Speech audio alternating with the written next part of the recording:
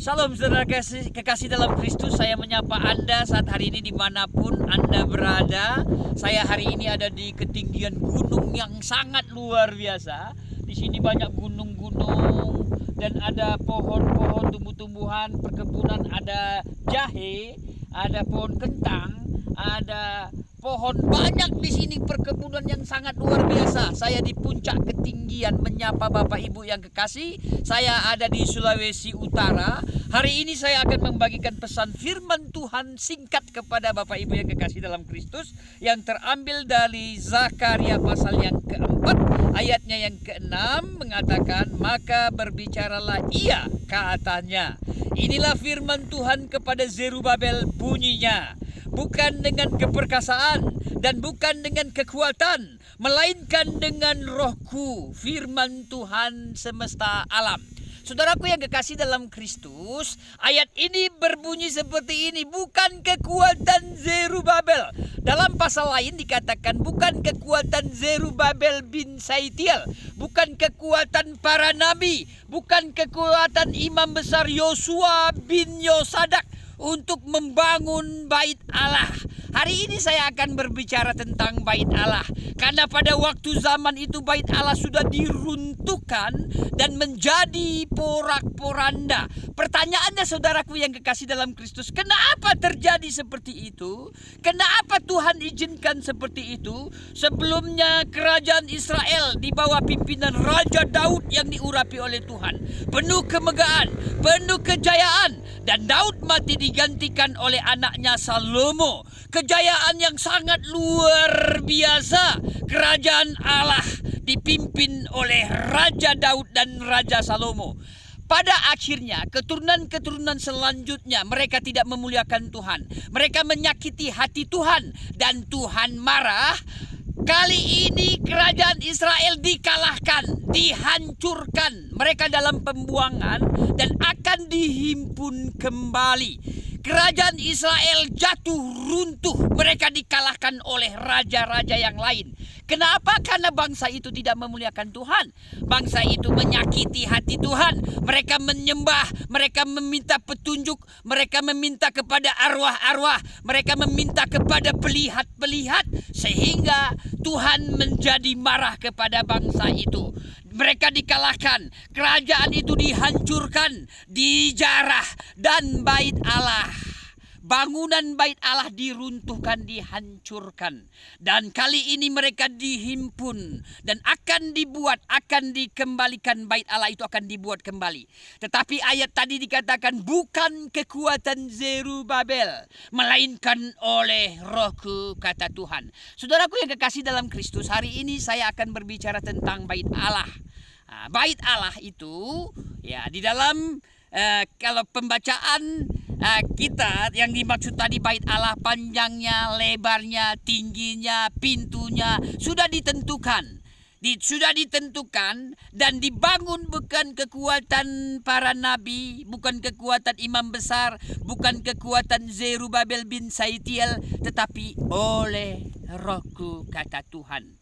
Bait Allah yang sesungguhnya, saudaraku yang kekasih dalam Kristus, kalau kita lihat di dalam 1 Korintus, saya akan merujuk ke dalam 1 Korintus pasalnya yang ketiga. Sudah tidak asing lagi ayat ini, ayat yang ke-16 dan 17. Tidak tahukah kamu bahwa kamu adalah bait Allah? Ayat ini mengatakan bahwa kamu adalah bait Allah dan bahwa roh Allah diam di dalam kamu.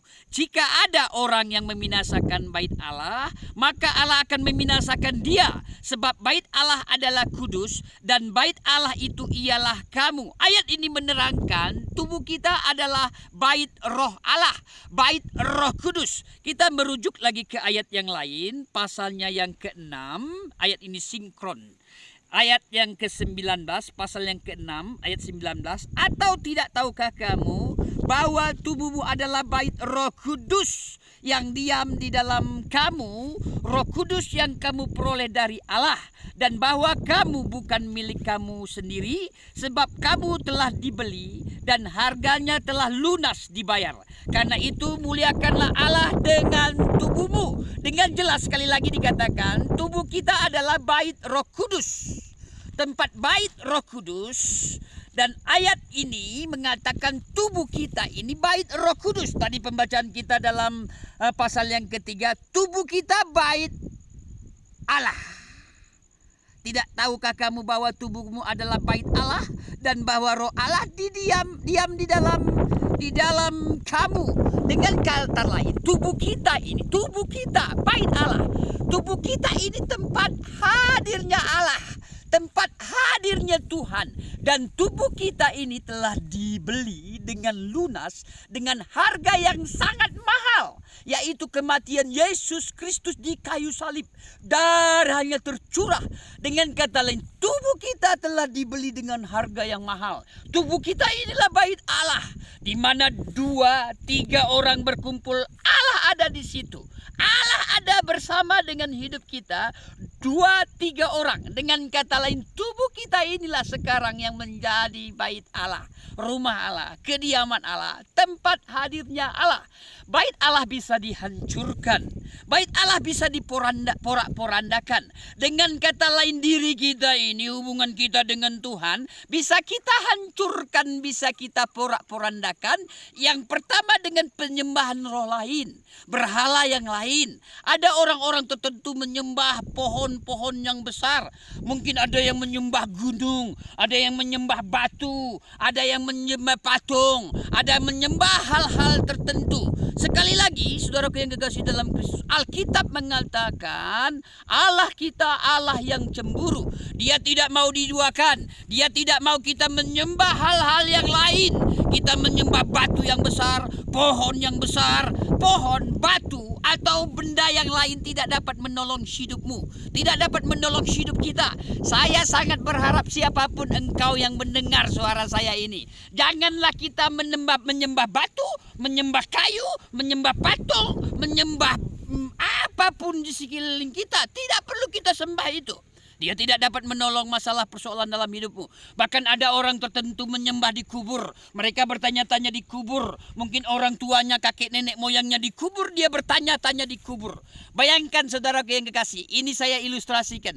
Jikalau ada orang yang menyembah di kubur itu, datang ke kuburan, dia bertanya, mama, bapak, atau kakek, nenek, tolong saya. Hari ini saya punya masalah. Coba bayangkan bapak ibu yang kekasih. Orang di dalam kubur kita tanya, bapak, ibu, kakek, nenek, dan orang di dalam kubur itu menjawab, mendengar suaramu dan dia menjawab, ya anakku, atau ya cucuku. Apa nggak bingung kita melihat itu, saudara kasih dalam Kristus?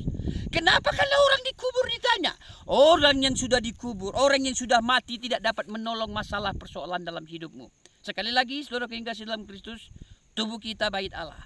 Tubuh kita ini tempat hadirnya Allah. Dia tidak mau diduakan untuk kita menyembah roh lain, berhala yang lain, mentuankan Tuhan yang lain. Saudaraku yang dikasih dalam Kristus, sekali lagi, poin pertama, bait Allah, tubuh kita bisa dihancurkan dengan penyembahan berhala, penyembahan roh-roh lain, berhala yang lain. Siapapun kita yang mendengar suara saya ini, jikalau engkau menyembah yang lain, mungkin berhala-berhala seperti yang saya uraikan, itu melululantakkan, menghancurkan hubungan dirimu kepada Tuhan. Sekali lagi, Allah kita Allah yang cemburu. Dia tidak mau diduakan. Poin kedua, hubungan kita dengan Tuhan bisa kita hancurkan, bisa kita porak-porandakan dengan sakit hati kita, kecewa kita, kemarahan kita, ya, persungutan kita, iri hati kita, dosa-dosa kita yang membuat putus hubungan diri kita kepada Tuhan. Keangkuhan hidup kita, egoisnya kita. Sekali lagi saudara kasih, sakit hati, pahit hati, ya, kecemasan dalam hidupmu, kekecewaan yang berlebihan dalam hidupmu, itu melululantakkan hubungan diri kita kepada Tuhan. Saya sharing sedikit. Dulu saya tidak tahu, tidak mengerti, saudara yang kasih dalam Kristus. Kalau saya sakit hati, saya marah dengan seseorang, saya simpan sakit hati dan kecewa itu, sangat-sangat mudah saya datang kepada Tuhan. Kenapa saya katakan sangat mudah saya datang kepada Tuhan? Karena saya tidak tahu Tuhan. Saya tidak mengerti Tuhan. Sudah sakit hati. Saya punya dendam dengan orang tertentu. Saya mudah datang kepada Tuhan. Kenapa saya mudah datang kepada Tuhan? Karena saya tidak tahu siapa Tuhan. Saya tidak mengerti Tuhan. Yang saya tahu Tuhan di langit. Yang saya tahu Tuhan di atas. Yang saya tahu itu. Ternyata sekarang baru saya mengerti. Tuhan ada dalam hidup saya. Tuhan ada dalam diri, tubuh, hidup saya. Dalam pikiran saya. Dalam jiwa saya. Dalam perasaan saya. Sedikit aja saya ada sakit hati dan kecewa atau iri hati. Sedikit aja salah dalam pikiran, hati dan perasaan saya. Sudah mengganggu hubungan diri saya kepada Tuhan. Inilah menunjukkan begitu suci kudusnya Tuhan kita, Yesus Kristus itu. Dia tidak melihat lahiriah. Dulu saya tidak mengerti ya. Saya cuma mengerti kalau berhadapan dengan Tuhan harus suci tubuh saya dengan cuci tangan, cuci hidung, cuci muka, cuci telinga, cuci kaki saya. Tuhan tidak melihat yang lahiriah seperti itu. Tuhan melihat hati pikiran kita yang benar. Hati kita benar, pikiran kita benar. Sekarang saudaraku yang kasih, jikalau ada aja sedikit dalam hati nurani saya dan pikiran saya salah, itu sudah mengganggu, meluluhlantakkan hubungan diri saya kepada Tuhan. Inilah menunjukkan begitu sucinya Tuhan kita, Yesus Kristus itu. Jadi saya sangat berharap tidak ada yang sakit hati, kecewa, itulah yang meluluhlantakkan hubungan diri kita kepada Tuhan. Poin yang terakhir, poin yang ketiga, tubuh kita bait Allah. Tubuh kita kepunyaan Allah. Tubuh kita ini telah dibeli dengan harga yang sangat mahal. Bisa dihancurkan hubungan kita dengan Tuhan. Dengan apa yang kita makan, apa yang kita minum, saudara kasih dalam Kristus.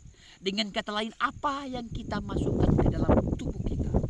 Apa yang kita makan, apa yang kita minum. Contohnya mungkin ada orang-orang tertentu yang selalu suka minum alkohol ya. Dia meminum arak, meminum alkohol ya. Mungkin pakai madat ya, pakai ganja. Dulu saya pengedar ganja, saudara kasih. Saya pemakai narkoba.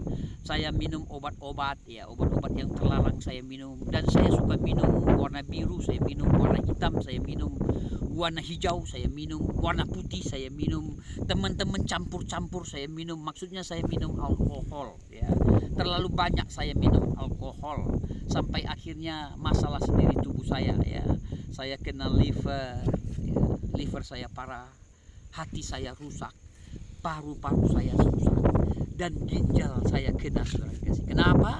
Karena tidak hikmat terlalu banyak alkohol dan obat-obatan yang terlarang saya minum, saya masukkan ke tubuh saya. Akhirnya menyesal, kemudian tidak ada gunanya. Saya alami apa yang saya tabur, itu yang saya tuai. Ada lagi mungkin dengan makanan ya, makanan-makanan tertentu terlalu banyak kita makan ya, makan makanan yang mungkin tidak cocok buat tubuh kita, mungkin ada masalah tubuh kita, tapi sudah kita tidak hikmat lagi, kita terlalu banyak memakannya, memakan ulang-ulang, memakan dengan rakusnya, akhirnya terjadilah tubuh itu jadi masalah karena tidak terima dengan makanan protein yang terlalu banyak, karena kurangnya pemahaman kita, pengetahuan kita tentang pola hidup sehat.